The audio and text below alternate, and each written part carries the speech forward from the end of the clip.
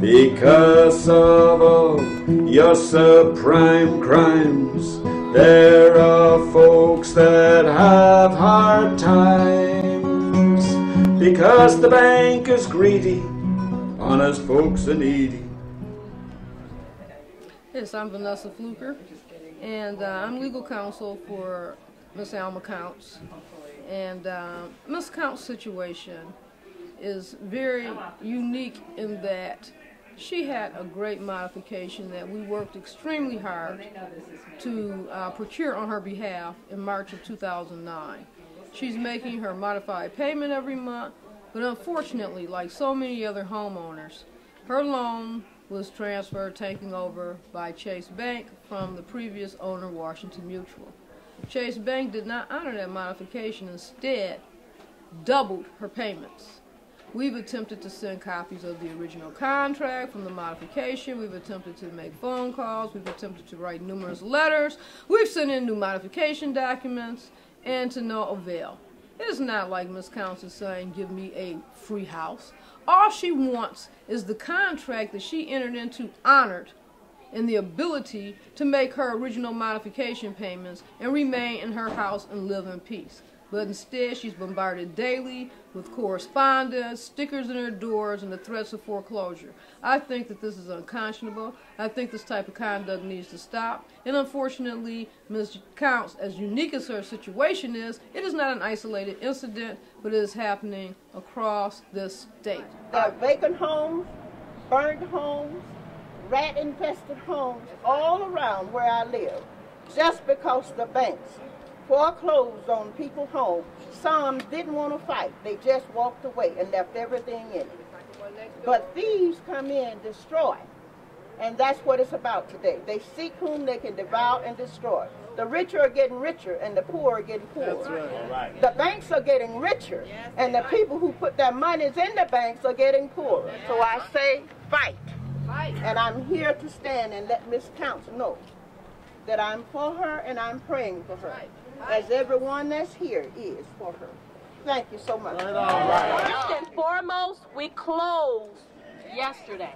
Did everybody hear me? We closed yesterday. And it is because of people pulling together and not looking at skin color, denomination, or anything. Only thing I have to say is if Miss Counts can win, it's going to be depending on how we stand behind her and hold her up. That's how my parents won. The other thing is, tell the people that are going through the same thing, it ain't no shame to this game. If you've worked for this house, you've lived in this city, you voted, you paid your taxes, and you tried, you got every right to have your home. And that's what I had to tell my mom. I said, Mom, ain't no shame to this. We have fought and you deserve it. They mistreating you because you laid down and let them.